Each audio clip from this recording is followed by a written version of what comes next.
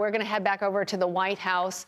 I understand that President Biden has now taken to the podium to talk about Alexey Navalny's reports of his death. Let's listen. Of Alexey Navalny. He bravely stood up to the corruption, the violence, and all the bad things that the Putin government was doing. In response, Putin had him poisoned. He had him arrested. He had him prosecuted for fabricated crimes. He sentenced him to prison.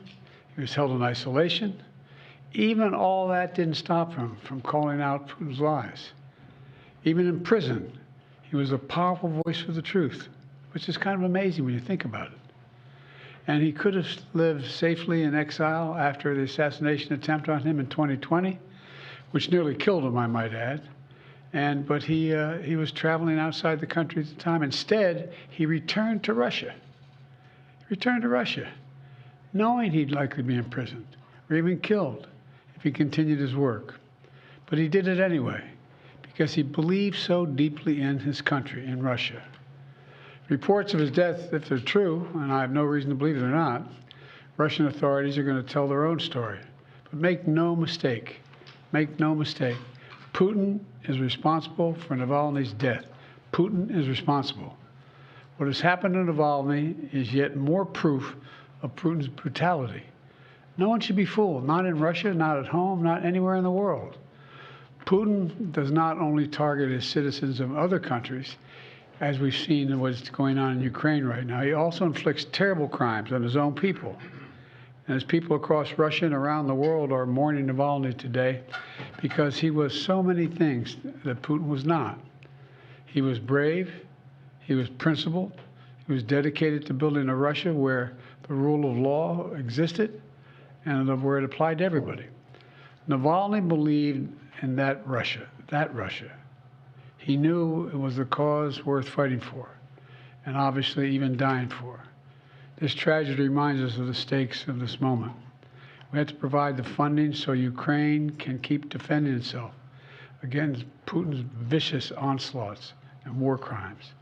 You know, there was a bipartisan Senate vote that passed overwhelmingly in the United States Senate to fund Ukraine. Now, as I've said before, and I mean this in a literal sense, history is watching. History is watching the House of Representatives. The failure to support Ukraine at this critical moment will never be forgotten. It's going to go down in the pages of history. It really is. It's consequential. And the clock is ticking. And this has to happen. We have to help now. You know, we have to realize what we're dealing with Putin. All of us should reject the dangerous statements made by the previous president that invited Russia to invade our NATO allies if they weren't paying up. He said if an ally did not pay their dues, he'd encourage Russia to, quote, do whatever the hell they want.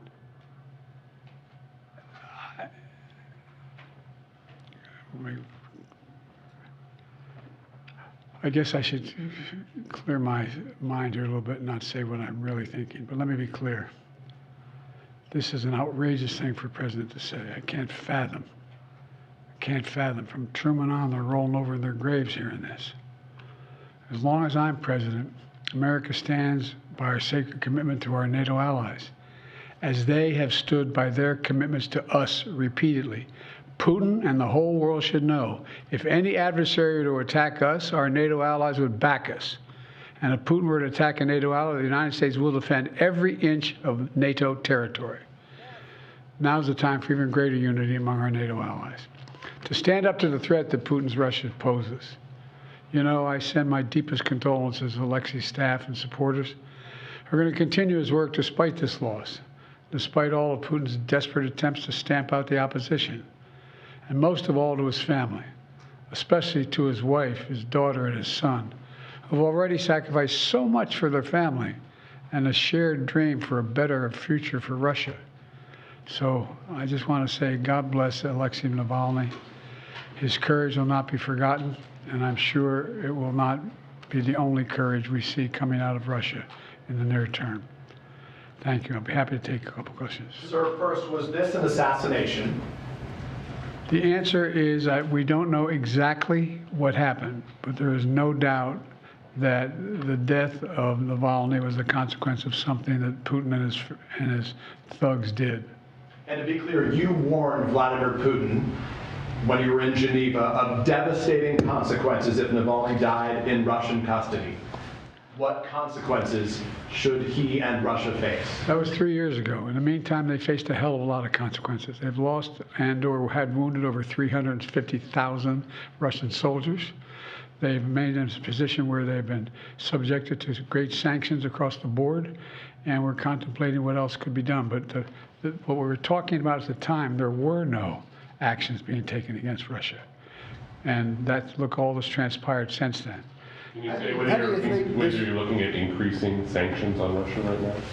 We're looking at a whole number of options. That's all I'll say right now. Is there anything you can do to get ammunition to the Ukrainians without a supplemental from Congress? No, but it's about time they step up, don't you think? Instead of going on a 2-week vacation. 2 weeks. They're walking away. 2 weeks. What are they thinking? My God. This is bizarre, and it's just reinforcing all the concern and almost, I won't say panic, but real concern about the United States being a reliable ally. This is outrageous. Are you more confident now that you'll get the Ukraine aid, given what's happened today? Well, I hope to God it helps, but I mean, the idea we need anything more to get the Ukraine aid. I mean, this is.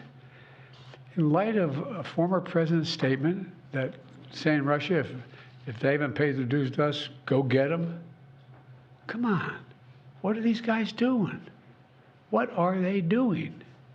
Sir, how concerned are you about the anti-satellite capability that Russia is developing, and what is your administration planning to do in response? First of all, there is no nuclear threat to the people of America or anywhere else in the world with what Russia is doing at the moment, number one. Number two, anything that they're doing or they will do relates to satellites and space and damaging those satellites potentially. Number three, there is no evidence that they have made a decision to go forward with doing anything in space either. So what we found out, there was a capacity to launch a system into space that could theoretically do something that was damaging. Hadn't happened yet, and my hope is it will not.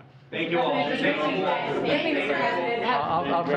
one more. Thank you, Mr. President. Switching gears for a moment, have the Israelis presented a credible evacuation plan for the nearly 1.5 million displaced Palestinians sheltering in Rafah? And what would the consequences be for Israel if they move ahead with a full-scale ground invasion without clear measures to protect civilians there?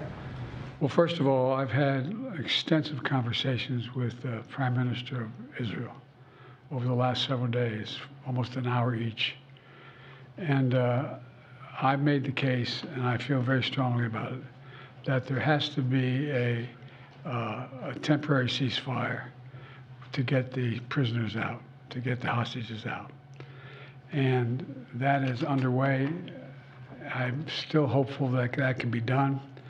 And in the meantime, I don't anticipate, I'm hoping that the Israelis will not make any massive land invasion in the meantime. So it's my expectation that's not going to happen. There has to be a ceasefire temporarily to get those hostages. And by the way, we're in a situation where there are American hostages.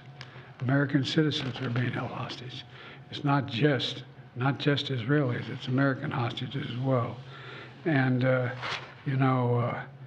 my hope and expectation is that we'll get this hostage deal, we'll bring the Americans home, and the deal is being negotiated now, and we're going to see where it takes us. An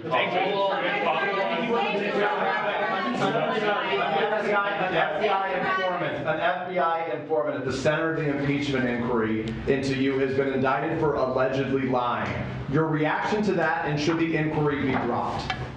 He is lying, and it should be dropped, and it's just been an outrageous effort from the beginning.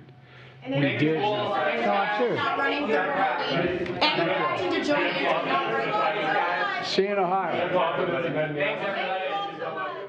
Well, we have been watching President Biden speak about the death of Alexey Navalny, a Russian opposition leader and noted critic of Russian President Vladimir Putin. The president says Navalny was arrested for fabricated crimes, but even in prison, quote, he was a powerful voice for the truth. Biden also said, make no mistake, Putin is responsible when it comes to Navalny's death. The president said Navalny was brave, principled, and believed in a Russia worth fighting for. He reiterated U.S. support for NATO and called on Congress to provide Ukraine funding to fight back against Russian aggression. We also heard him suggest that his administration is looking into additional consequences in response to Navalny's death.